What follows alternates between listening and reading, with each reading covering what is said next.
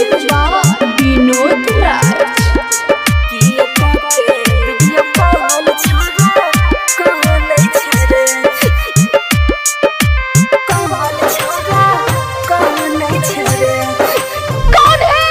DJ Mukesh Raj कहाँ घर बा तोहार हो? अमाटोर अनिल सुतलो में अइतै पगली रोज तोहर याद गे जई के ससुरावा में होई भी आबाद गे जई के ससुरावा में होई भी आबाद गे सुतलो में अइतै पगली रोज तोहर याद गे जई के ससुरावा में होई भी आबाद गे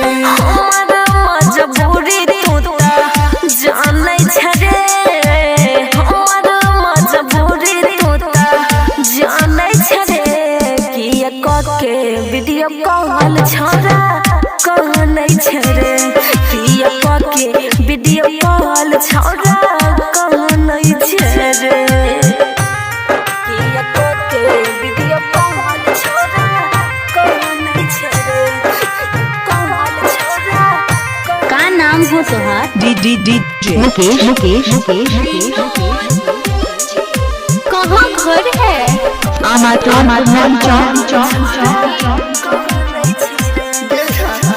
चल जई पगली जब होई जेतै भोर गे केतनो रोकी नहीं रुकै आँखिया सलोर गे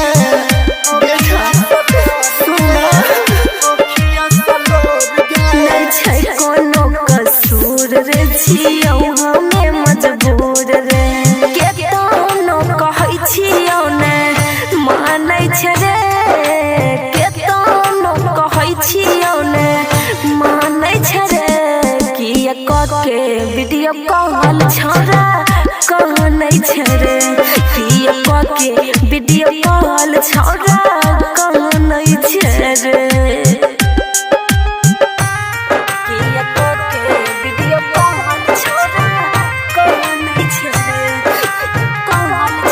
क्या नाम है आपका?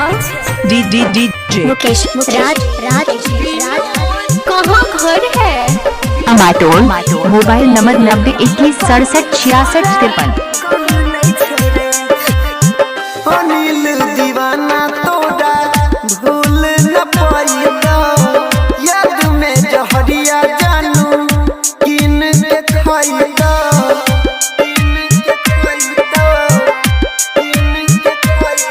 नहीं निक लगैया खाना रे पागल कहैया जमाना रे सुने परवीन किए फानै छै रे राइटर नीतीश किए फानै छै रे किया के वीडियो कॉल छोरा कहनै छै रे का नाम हो तोहार? डीजे मुकेश राज कहाँ घर है?